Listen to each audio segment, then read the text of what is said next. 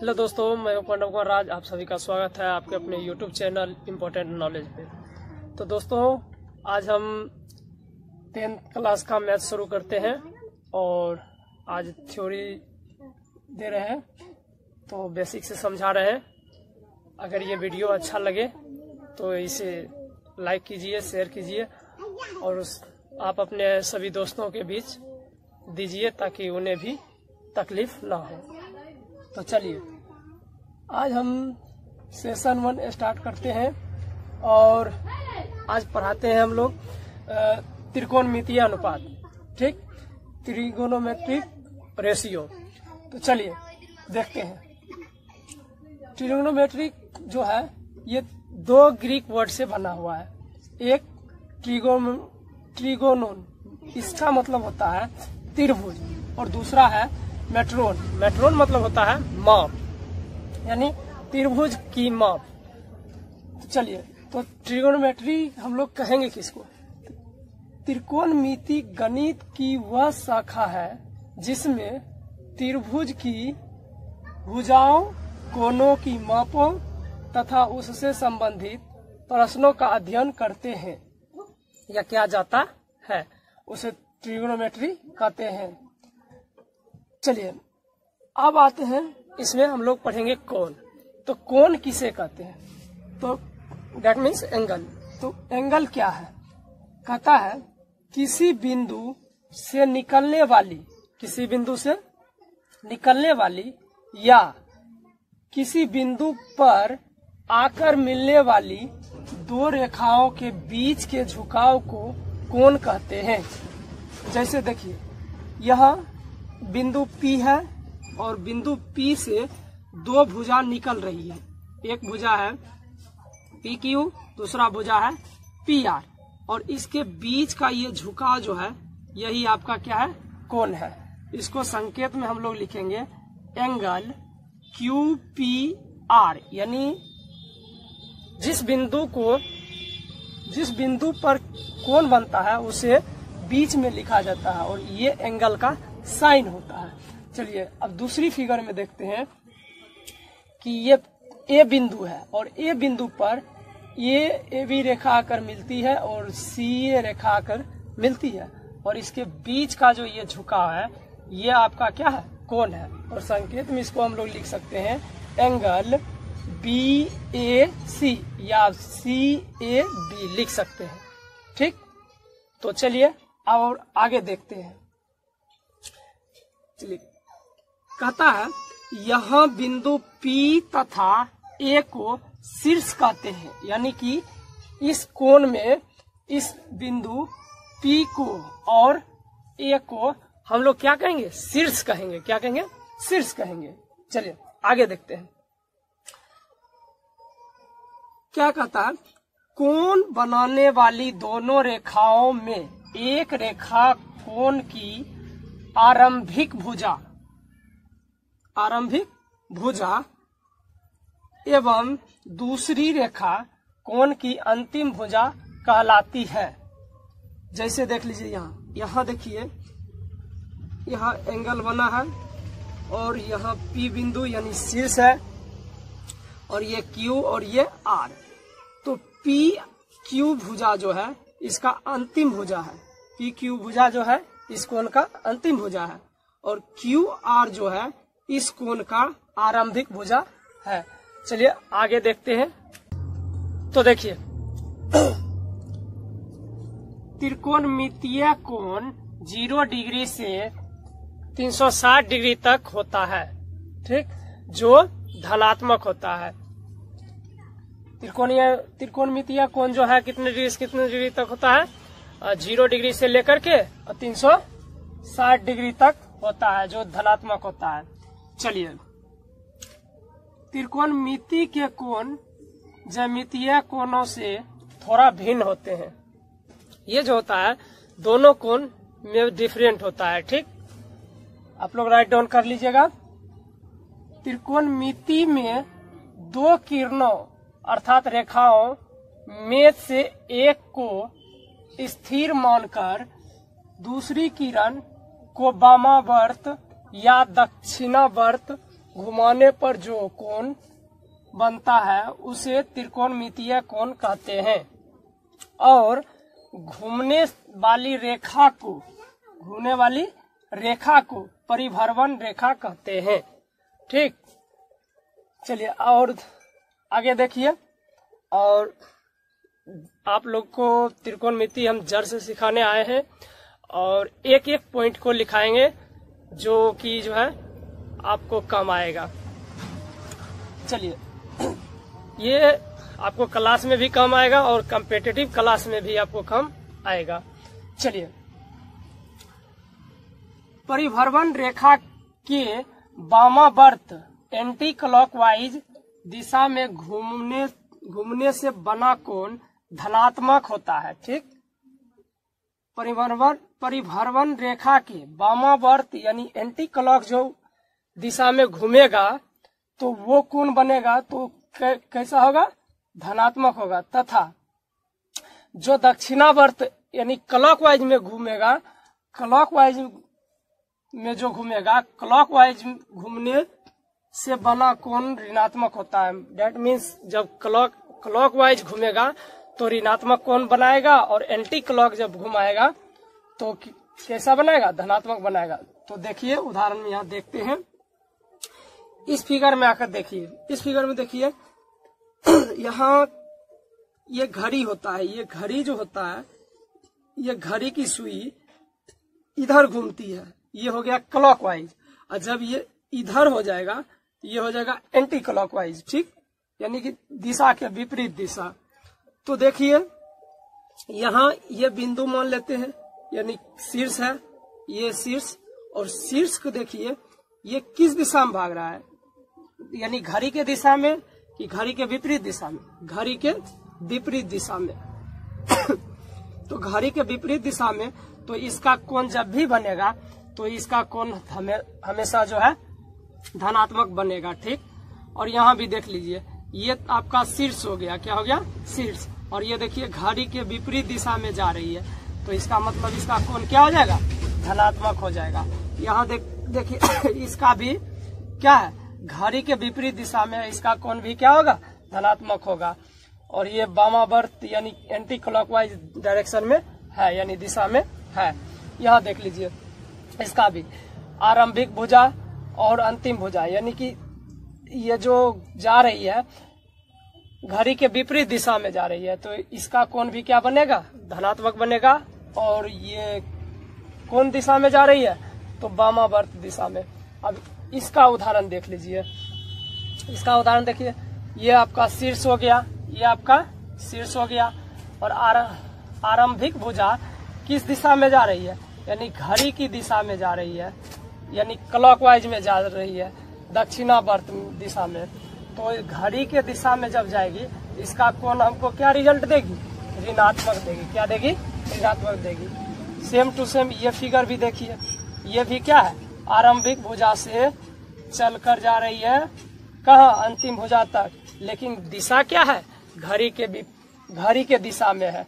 घड़ी के दिशा में जब चलती है तो ये कोण कैसा बनाती है, ऋणात्मक कोण बनाती है। चलिए आगे देखते हैं, पढ़ते हैं। त्रिकोणमितीय अनुपात यानी ट्रिगोनोमेट्रिक रेशियो किसे कहते हैं, तो कहता है किसी न्यून कोण के सापेक्ष भुजाओं के अनुपात को त्रिकोणमितीय अनुपात कहते हैं। देखिए ग्रीक देश के गणितज्ञ हिपार्कस ने सर्वप्रथम त्रिकोणमितीय अनुपात अर्थात त्रिभुज के कोणों का संबंध उसकी भुजाओं के साथ स्थापित किया। एक गणितज्ञ था जो ग्रीक देश का था, उसने त्रिकोणमितीय अनुपात को व्याख्या किया। चलिए आगे देखते हैं। यहाँ न्यून कोणों पर ही विचार करेंगे, अर्थात 0 डिग्री से लेकर के 90 डिग्री तक ही करेंगे। देखिए ये त्रिभुज है, इसमें ये कोण आपका 90 डिग्री है और ये कोण आपका न्यून कोण है। और एसी भुजा को कर्ण कहते हैं और AB भुजा को लंब कहते हैं और बीसी भुजा को आधार कहते हैं। अब देखिए, एंगल सी के सामने वाली भुजा AB को, एंगल सी के सामने देखिए कौन भुजा है, AB। इस भुजा का नाम जो है, लंब तो है ही लेकिन इसको और भी नाम से जाना जाता है, जिसे एंगल सी की सममुख भुजा कहते हैं। AB को एंगल सी के सममुख भुजा भी कहते हैं। चलिए, और BC भुजा का नाम आप जान चुके हैं, जिसका नाम क्या है, आधार है। और इसका दूसरा नाम भी है, इसका दूसरा नाम क्या है, तो BC भुजा को एंगल C की संलग्न भुजा कहते हैं और इसको सम्मुख भुजा कहते हैं। देखिए यहाँ एग्जांपल में देख लीजिए, ये त्रिभुज है, ये आपकी त्रिभुज रहा और यहाँ ये कर्ण हो गया और ये AC कोण जो है, इस कोण का ये संलग्न भुजा है और ये AB जो है एंगल C की सम्मुख भुजा है। तो आगे और जो है देखते हैं। चलिए तो देखते हैं।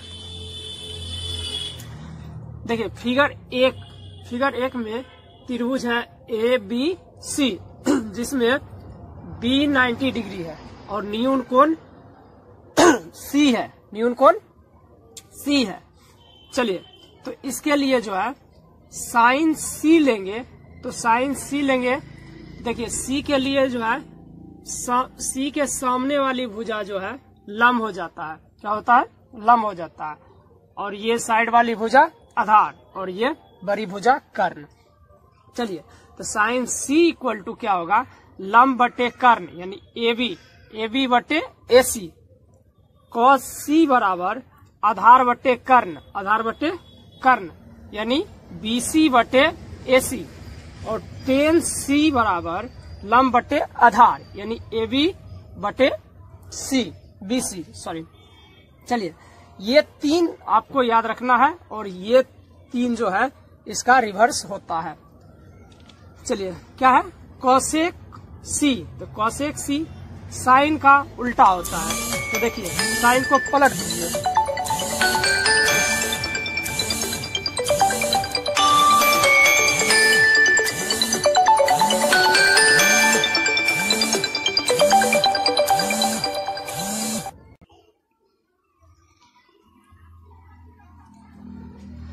साइन का क्या होता है, उल्टा होता है, यानी क्या हो जाएगा, कर्ण बटे लंब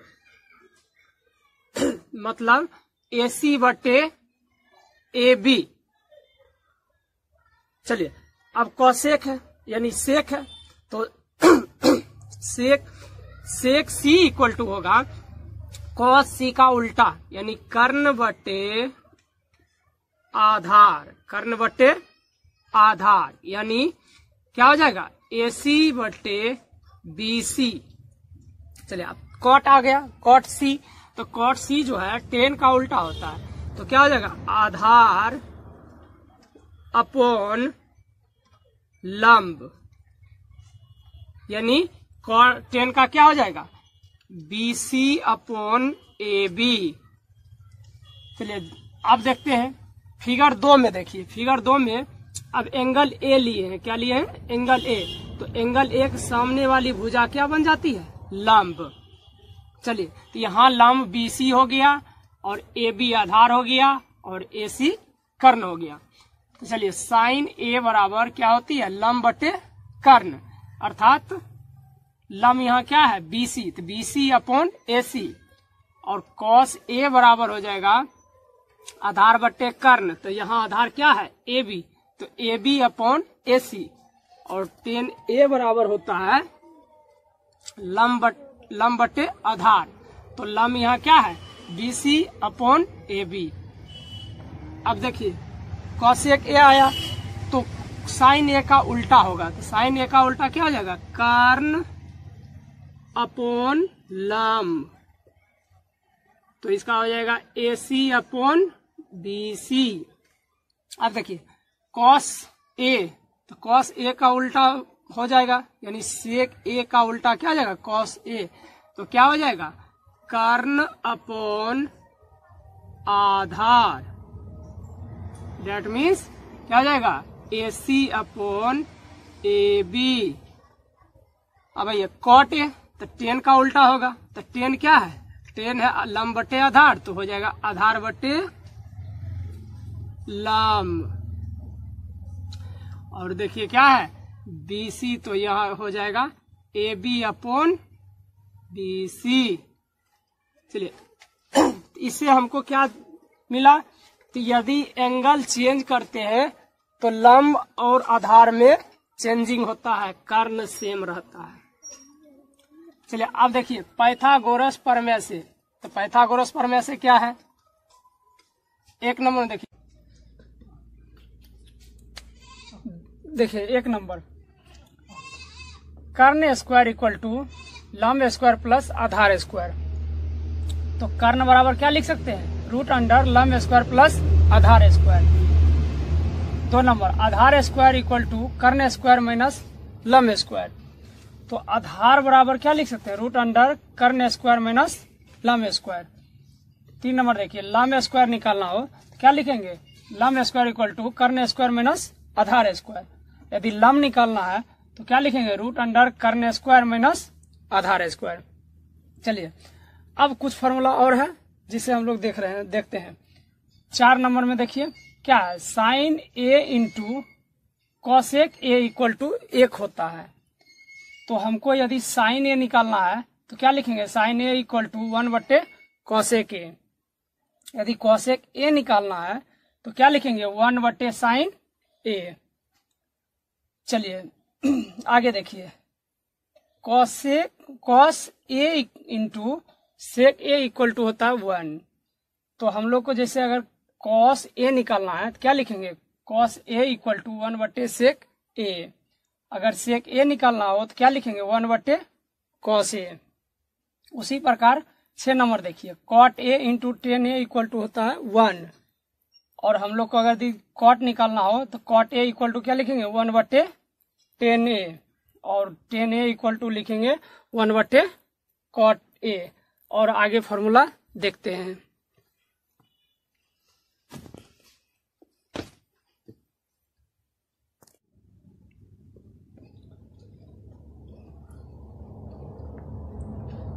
तो आइए दोस्तों, चलिए देखते हैं। आज हम लोग मानक कोणों के त्रिकोणमितीय अनुपातों की मान सारणी निकालना सीखेंगे। चलिए देखिए कैसे निकालते हैं। सबसे पहले आप एक चार्ट बना लीजिएगा, उसमें अनुपात में sine theta, cos theta, tan theta, cosec theta, sec theta और कॉट थीटा लिख लेंगे। उसके बाद अनुपात के सामने सभी थीटा का मान लिख लेंगे। Theta equal to 0 degree, theta equal to 30 degree, या इसका पाई बटे 6 लिख सकते हैं। चलिए थीटा इक्वल टू 45 डिग्री या पाई बटे 5, और थीटा इक्वल टू 60 डिग्री, और इसको लिख सकते हैं पाई बाय 3, और थीटा इक्वल टू 90 डिग्री यानी पाई बाय 2। और आपको ध्यान रखना है कि त्रिकोणमिति में हम लोग पढ़ते हैं पाई को 180 डिग्री मानकर, ठीक, पाई को 180 डिग्री मानकर। चलिए अब सबसे पहले क्या करेंगे, इधर कहीं साइड में सभी थीटा का मान लिख लेंगे। चलिए एक आपको साइन का निकालना जरूरी है। यदि आप साइन का निकाल लेते हैं तो साइन के ही बेस पे सभी का मान हम फाइंड अभी करेंगे। तो देखिए कैसे करते हैं। सबसे पहले हम क्या करेंगे, साइन का मान निकालने के लिए 0 लिखेंगे, 1 2 3 4। उसके बाद 4 से डिवाइड कर देंगे सभी में।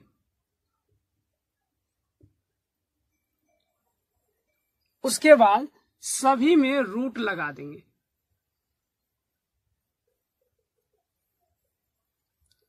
अब सभी का मान निकल जाएगा। तो देखते हैं क्या क्या निकलता है। इसका निकालेंगे तो 0 आएगा। क्या आएगा? 0। और इसका निकालेंगे, इसका 1/2 आएगा। और इसका निकालेंगे तो हम लोग का आएगा 1/√2। क्यों? कि ये 1 हो जाएगा और ये 2 हो जाएगा। 1 का 1 निकलता है और 2 का जो है √2 निकलेगा। और इसका निकालेंगे तो √3/2 निकलेगा। और इसका निकालेंगे तो 1। चलिए अब हम लोग लिखना सीखते हैं, ये सभी का मान कैसे लिख सकते हैं। चलिए तो साइन 0 का मान देखिए क्या है? 0। साइन 30 का मान क्या है? 1/2। साइन 45 का मान क्या है? साइन 45 का मान 1/√2 है। तो साइन 60 का देखिए √3/2 है। और साइन 90 का मान 1। तो साइन को हम सीख गए हैं निकालने के लिए। तो अब चलते हैं कि कॉस के कैसे निकालेंगे। तो कॉस का कुछ नहीं करना है, इसके पीछे से आना है आगे। देखिए तो पीछे से ये इधर आकर फर्स्ट हो जाएगा, ये सेकेंड, तो ये भी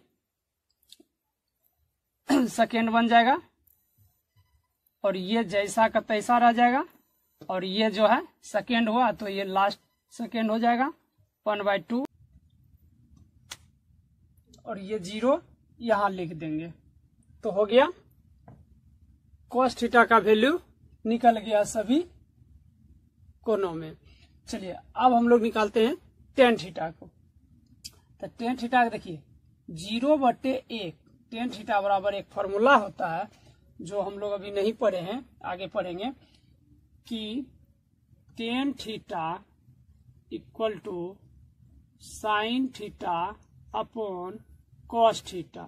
sign theta upon cos theta. तो ये फॉर्मूला पे देखिए टेन थीटा निकालना है। तो 0/1 क्या होता है? 1। क्या होता है? 1। और 1/2 बटे √3/2। तो 2 कैंसिल, तो क्या बचेगा? 1/√3। और इसमें करेंगे तो क्या बचेगा? 1। और इसमें करेंगे 2 कैंसिल तो √3। और जब यहाँ करेंगे तो क्या होगा? 1/0। तो 1/0 तो 1 में भाग देंगे 0 से। तो कोई भी ऐसा संख्या नहीं है कि 0 से मल्टीप्लाई करे तो हमें कोई नंबर देगा। तो इसलिए ये फाइंड नहीं होगा, फाइंड आउट नहीं होगा। तो ये क्या हो जाएगा? अपरिभाषित। अपरिभाषित। और इसको इस तरह से इन्फिनाइट का साइन लिखते हैं। चलिए तो हमको टेन थीटा मिल गया। अब आ जाइए कॉसेक थीटा पे। जब कॉसेक थीटा निकालेंगे तो हम लोग अभी पढ़े थे कि sine theta into cosec theta equal to क्या होता है? 1। तो हम लोग कॉसेक थीटा निकाले थे 1/sin थीटा। तो 1/sin थीटा यानी 1/0 क्या हो जाएगा? डिफाइंड नहीं होगा। अभी तुरंत पढ़े थे 1/0 डिफाइंड नहीं हो सकता है, मतलब इसको भाग नहीं कर सकते हैं। तो क्या हो जाएगा? अपरिभाषित। अब इसको करिए तो इसको देखिए, जब इसको करेंगे तो इसका क्या हो जाएगा? जस्ट उल्टा। तो 2 इसको उल्टाइए तो √2। और इसको उल्टाइए तो क्या हो जाएगा? 2/√3। 2/√3। और ये बेचारा 1 का 1 हो जाएगा। तो ये इस तरह से मेरा कॉसेक थीटा के सभी वैल्यू का मान आ गया। अब हम लोग चलते हैं सेक थीटा में। तो सेक में पढ़े थे cos theta into sec theta equal to 1। तो अब हम लोग सेक थीटा निकालेंगे, क्या लिखेंगे? 1/cos theta. तो 1/cos थीटा यानी 1/1 क्या होता है? 1। जब इसको करेंगे ये हो जाएगा 2/√3। जब इसको करेंगे तो आ जाएगा √2। यहाँ जब आएंगे यहाँ हो जाएगा 2, क्या हो जाएगा 2। और जब यहाँ करेंगे तो क्या हो जाएगा 1/0, 1/0। तो 1/0, 0 से 1 में डिवाइड करना है तो लगेगा नहीं, कोई ऐसा जो है नंबर नहीं है कि जो इसको 1 ला दे। तो ये हो जाएगा अपरिभाषित, मतलब ज्ञात नहीं कर सकते हैं। तो चलिए अब आ जाते हैं कॉट थीटा। तो कॉट के क्या करते हैं कि 10 को पीछे से आगे लिखते हुए चल जाते हैं। तो देखिए 10 का क्या है अपरिभाषित, √3, 1, 1/√3 और 0। तो इस तरह से सभी मानों को हमने फाइंड आउट कर लिए। तो इस तरह से आप भी सभी का मान निकाल सकते हैं, और इस तरह से निकालिएगा तो फिर आपको रटने की कोई जरूरत नहीं है। चलिए, तो इस तरह से आप अगर फाइंड करते हैं सभी का मान तो फिर इसको रखने की कोई जरूरत नहीं होगी और याद रहेगा हमेशा। तो चलिए, क्योंकि आप इसको रटे नहीं हैं, फाइंड आउट किए हैं खुद से, तो याद करने की कोई जरूरत नहीं होगी। चलिए आगे देखते हैं। कुछ ऐसा साइन है त्रिकोणमिति में जिसको नहीं लिख सकते हैं। तो चलिए देखते हैं क्या है।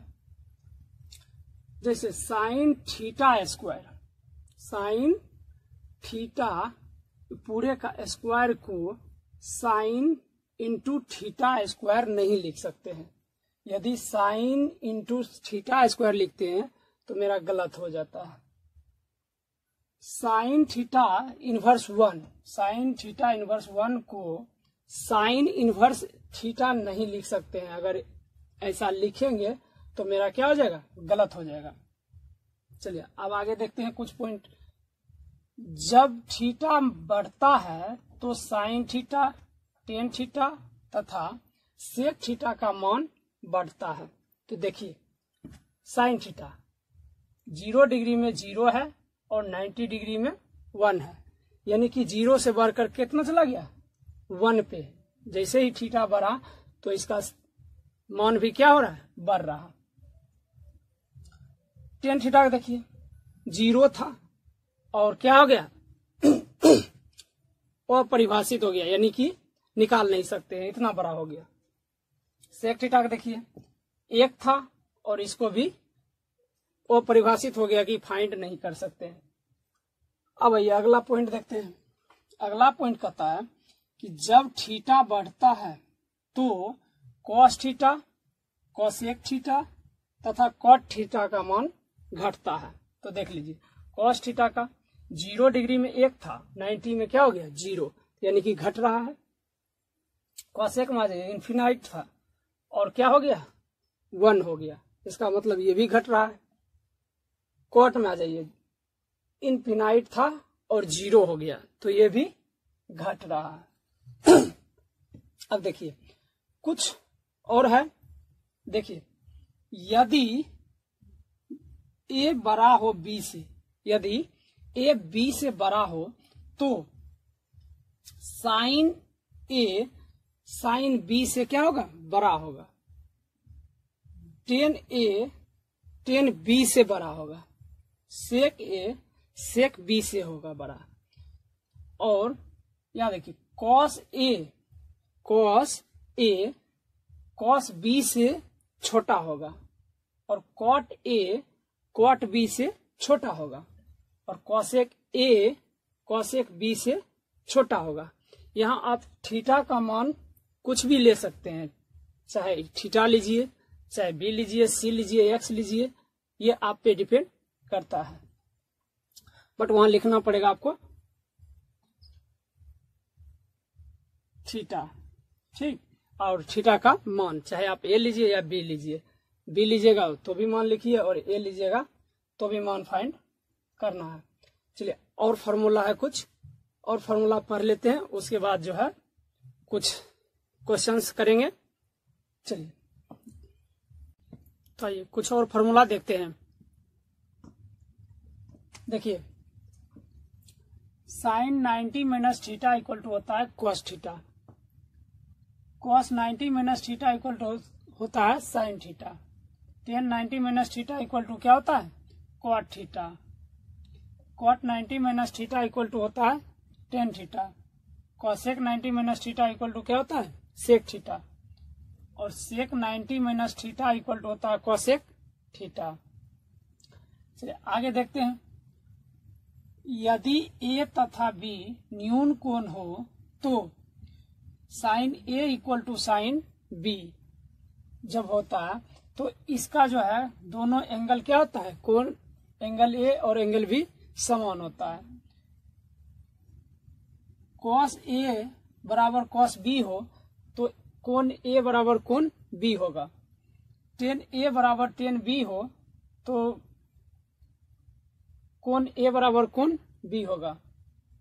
कॉट ए बराबर कॉट बी हो तो कोण ए बराबर कोण बी होगा।